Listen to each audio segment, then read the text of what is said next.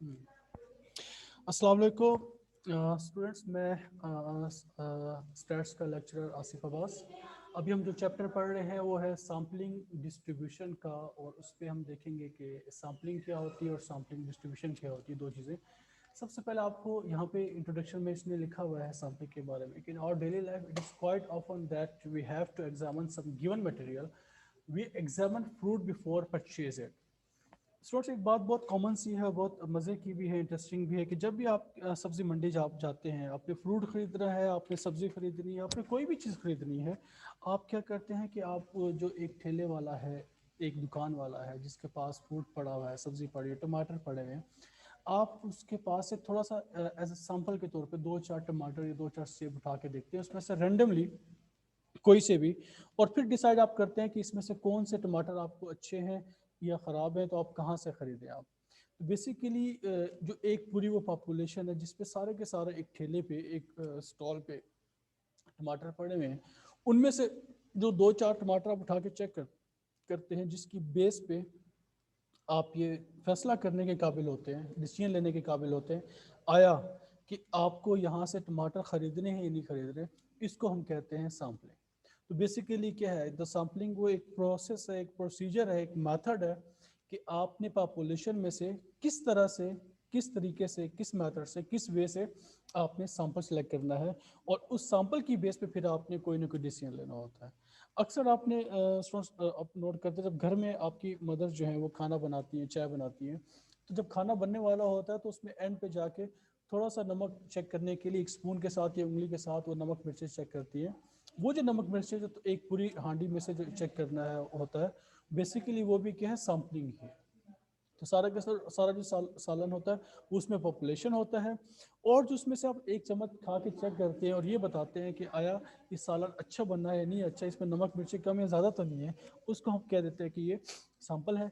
और उस प्रोसेस को हम कहते हैं कि ये हमारे पास सैम्पलिंग है। तो बेसिकली सैम्पलिंग की डेफिनेशन अगर देखा जाए आसान, वो ये है कि sample is a part of, इसका अगर सैंपल की देखें कि पार्ट ऑफ पॉपुलेशन है, और जो पॉपुलेशन में से अगर हम सैंपल को सिलेक्ट करने का जो मेथड होता है, तरीका होता है, वे होता है, प्रोसेस होता है, उसको हम सैंपलिंग का नाम दे देते हैं। यहाँ पे सबसे पहले आपको पता होना चाहिए कि पॉपुलेशन क्या है। तो वही पॉपुलेशन आपको मैंने बता दिया जिसमें से आप सैंपल सेलेक्ट करते हैं, उसको हम पॉपुलेशन कहते हैं। अगर आप इसको वर्ड बाय वर्ड इस तरह से याद करना चाहो तो आप ऐसे भी याद कर सकते हो।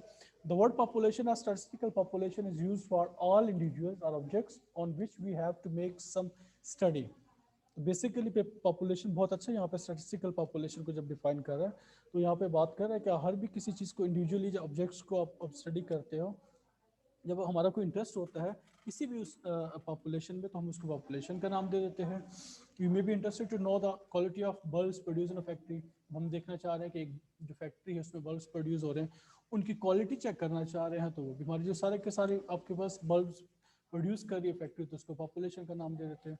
और फिर आगे पॉपुलेशन में एक जो all fruits trees in a garden, एक जो बाग है उसमें जो फ्रूट्स के लगे, दरख्त लगे हुए हैं, जो सारे के सारे, उनमें जो फ्रूट्स के जो है वो सारे के सारे आपके पास पॉपुलेशन है। एक कॉलेज है, जैसे आपका कॉलेज आईसीबी है, तो आईसीबी में जितने भी स्टूडेंट्स हैं उसकी सारी पॉपुलेशन है। एक क्लास है उसमें जो चेयर्स पड़ी हुई हैं सारे के सारे 100 है, 50 है। जैसा अभी क्यू का जो हमारे पास यहाँ पे अलग से रूम बनाया हुआ है, उसको हम भी, उसमें जो चेयर्स पड़ी हुई है उसको हम पॉपुलेशन का नाम दे सकते हैं। फिर आगे पॉपुलेशन की दो टाइप्स आ जाती है आपके पास। एक आती है फाइनाइट पॉपुलेशन और एक होता है इनफाइनाइट। तो फाइनाइट पॉपुलेशन क्या होता है स्टूडेंट्स? का population is called finite if it is possible to count its individuals. तो फाइनल पॉपुलेशन क्या होता है कि जब आप उसको काउंट कर सकते हैं इंडिविजुअल्स को, उसको फाइनाइट पॉपुलेशन कहते हैं। It may be also called the countable population. ये बहुत इंपॉर्टेंट बात इसमें यहाँ पे की कि अगर आपसे पूछा जाए कि काउंटेबल पॉपुलेशन क्या होता है, तो आप बता सकते हैं कि काउंटेबल पॉपुलेशन जो होता है वो आपके पास बेसिकली फाइनाइट पॉपुलेशन को ही कहते हैं, जिसको आप काउंट कर सकते हैं। मिसाल के तौर पे जैसे number of words in a book, उसके बाद आप कह सकते हैं number of units in a finite population is denoted by, हमेशा हमेशा हम इसको कैपिटल एन से पॉपुलेशन को डिनोट करते हैं, कभी भी स्मॉल एन से हम इसको नहीं डिनोट करते। स्मॉल एन को कैसे करते हैं हम? सैंपल साइज को। इसी तरह से इनफाइनाइट पॉपुलेशन या इनफिनिट पॉपुलेशन, तो इनफाइनाइट पॉपुलेशन बेसिकली वही फाइनाइट के ऑपोजिट ही होगा ना, वहाँ पे उसको आप चीज़ों को काउंट कर सकते हैं, यहाँ पे आप चीज़ों को काउंट नहीं कर सकते। मिसाल के तौर पे आपके जो सर पे बाल है उसको हम काउंट नहीं कर सकते, तो उसको हम इनफाइनाइट पॉपुलेशन का नाम दे देते हैं। इसी तरह से अगर हम आसमान पे सितारों की बात करें, उनको भी हम काउंट नहीं कर सकते, लेकिन नज़र तो आते हैं, 1 2 4 5 6 10 100 करके काउंट भी कर सकते हैं, सारे के सारे जितने भी हैं आप उसको काउंट नहीं कर सकते, उसको हम इनफाइनाइट पॉपुलेशन कहते हैं। इसी तरह से यहाँ पे the number of germs in a body of patient of malaria, तो एक एक पेशेंट है मलेरिया का, उसके जो बॉडी पे जिस्म पे जो जर्म्स है मलेरिया के, उसको भी हम इतनी आसानी से काउंट नहीं कर सकते कि कितने ज़्यादा इनफाइनाइट होते हैं, उसको भी हम इनफाइनाइट पॉपुलेशन का नाम दे सकते हैं। फिर आगे है जी टारगेट एंड सैंपल पॉपुलेशन, ये बहुत इंपॉर्टेंट है। Suppose we have to make a study about the problems of the families living in rented house in a certain big city. All the families living in a rented house is our target population.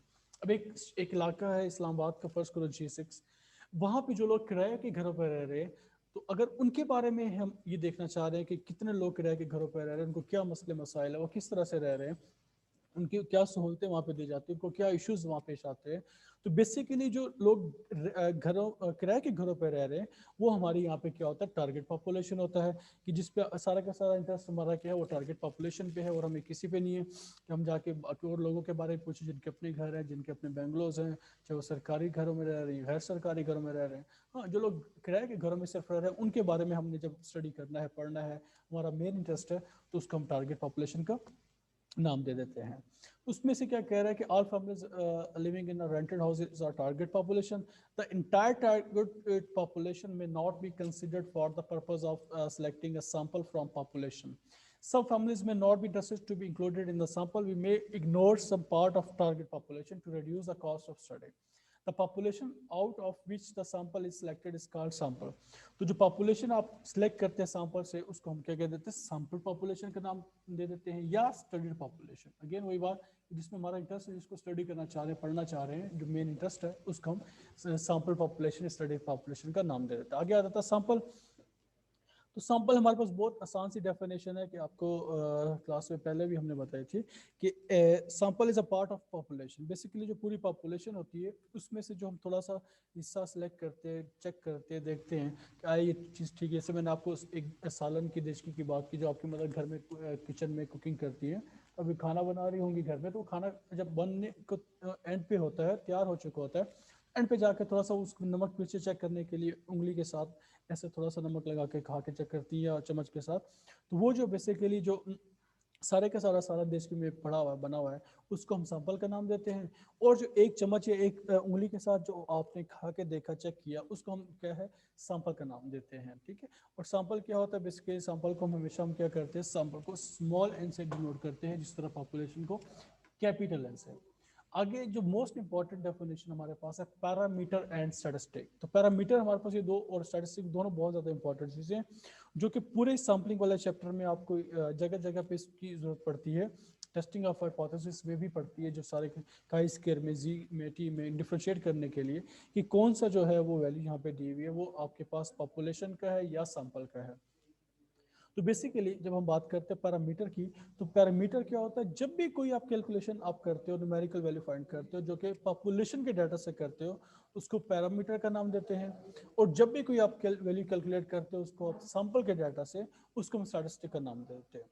ये सब देखिए, measure of population is called parameter and the word statistic is used for the value calculated from the sample. The population mean, अब इसमें जो notation ज़्यादा use होने वाली हैं वो बहुत ज़रूरी है, जो जिसका आपको फ़र्क पता होना ज़रूरी है कि अगर पॉपुलेशन का मीन है उसको म्यू से शो करते हैं, वो पैरामीटर हो गया। अगर सैंपल मीन, अगर सैंपल का मीन है, यानी कि जो आपने अगर मीन फाइंड किया सैंपल के डाटा से, तो उसको हम एक्स बार से शो करते हैं।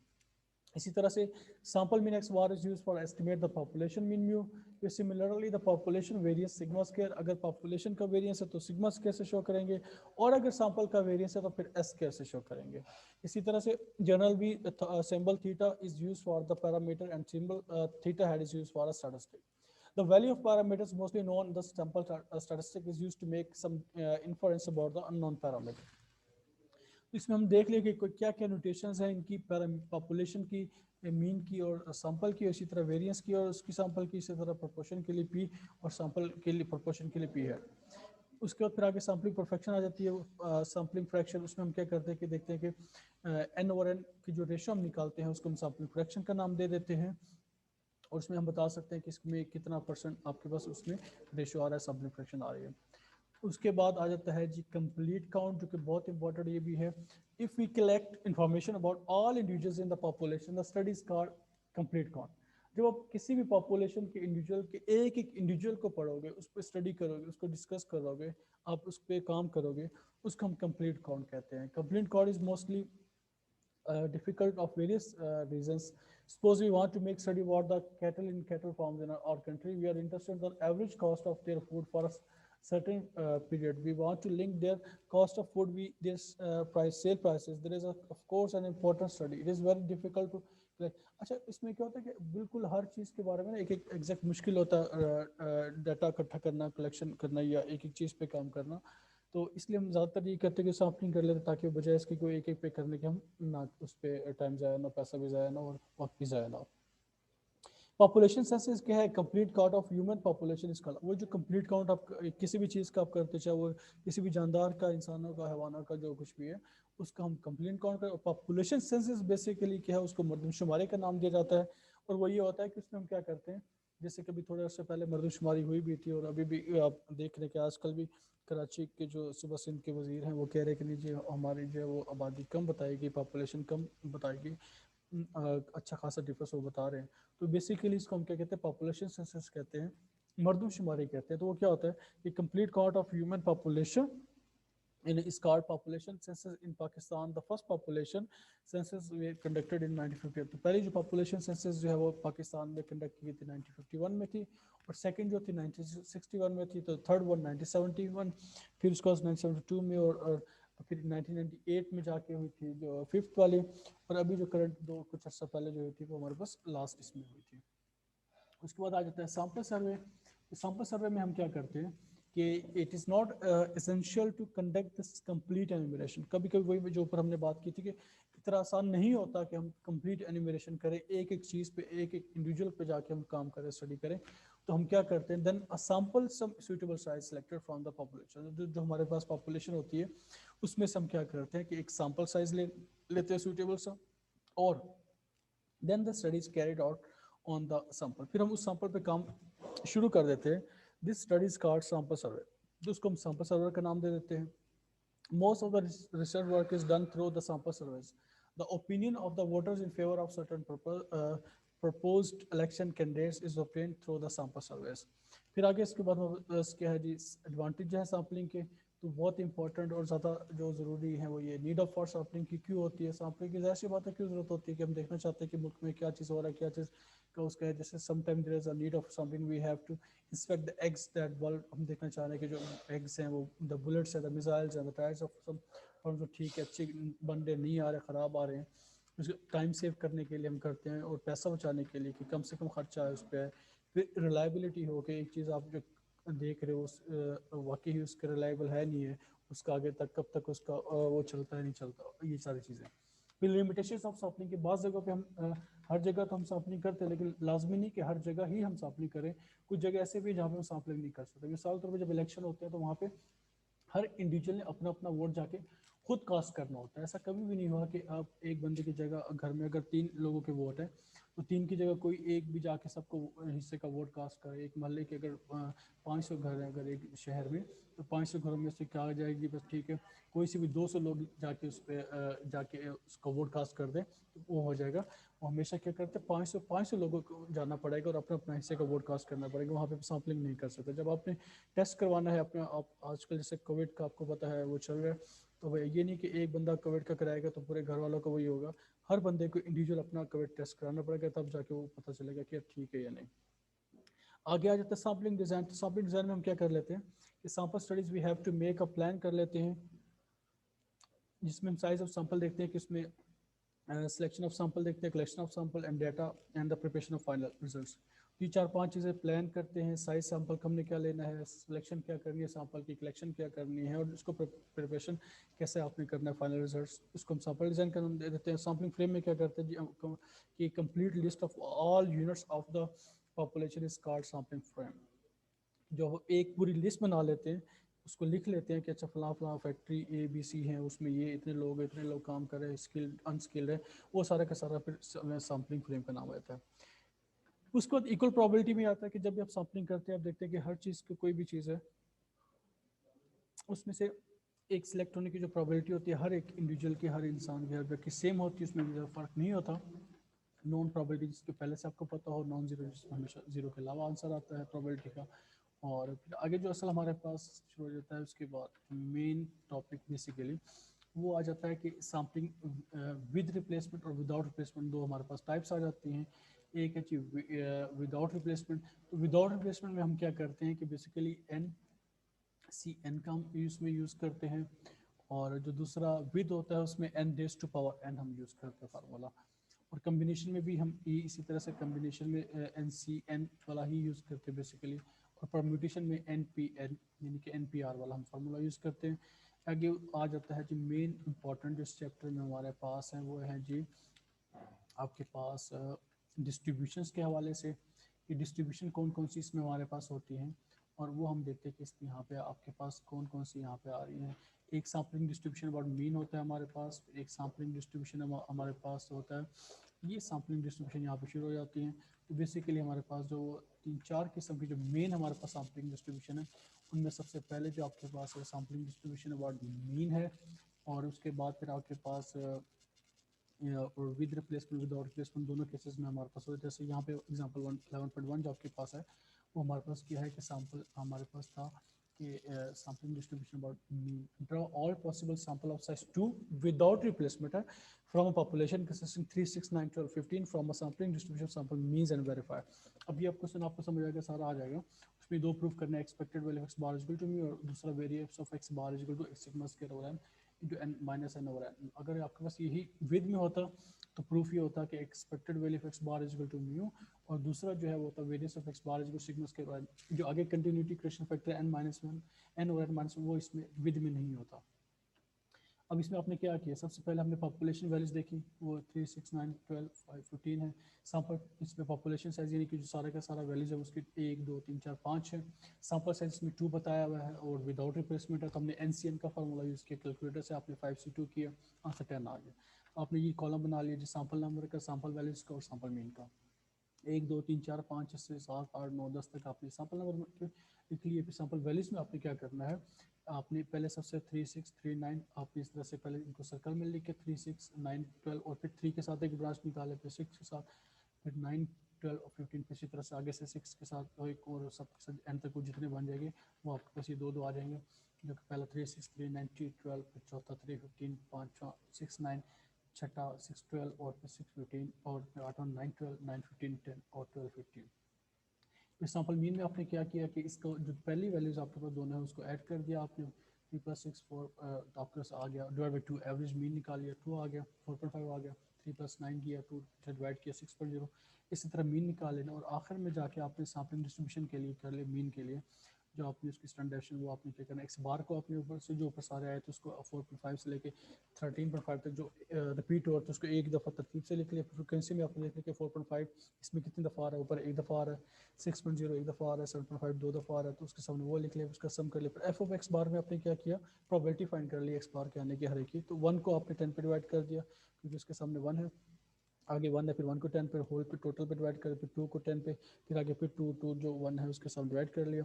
फिर एफ एक्स बार इस जो आपने एक्स बार को पहले कॉलम को एफ एक्स बार से मल्टीप्लाई कर देना, तो 4.5 को मल्टी 1/10 से, इस तरह 4.5/10, इसी तरह 6.0 को आपने सेकंड लास्ट कॉलम बना लिया। लास्ट में क्या करना है, एक्स बार का स्केयर इंटू एफ एक्स बार, पहले एक्स बार का स्केयर लेना है फिर उसको एफ एक्स बार से मल्टीप्लाई करना है, तो 4.55 का स्केयर और उसको आपने स्केयर लेके यानी कि 20.25 आ गया, फिर आप इसको 1/10 से मल्टीप्लाई करेंगे तो आपको 20.25 1/10 आ जाएगा।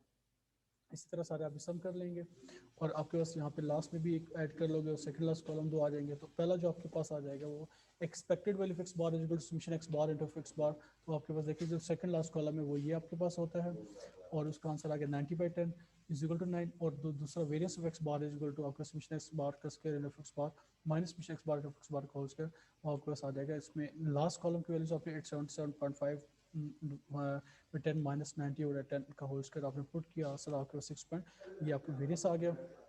और फिर आपने पॉपुलेशन का जो मीन आपको सपोज दिया है एक्स 3, 6, 9, 12, 15, उसका समेशन एक्स स्क्वायर आपने कॉलम बना लिया, फिर म्यू निकाली समेशन एक्स और एन और आपने फिर सिग्मा स्क्वायर समेशन एक्स का square over n minus summation x का होल स्क्वायर ओवर एन आपने करके फिर एक्सपेक्टेड वैल्यू एक्स बार उसमें देख लिया कि 9 आ रहा है उसका और सिग्मा स्क्वायर 18 आ रहा है। तो वेरिफिकेशन में आप देख लें कि हाँ जी expected value X bar is mu दोनों में 9 आ रहा है, ठीक हो गया। Variance of x bar sigma square over N करके आपने जब सिग्मा स्क्वायर की जगह 18 पुट किया divide by 2 n over n की जगह 5 माइनस 2 5 माइनस 1 करके जब 6.75 दोनों सेम आगे इसको तो दोनों साइड इक्वल है, इसको ठीक है।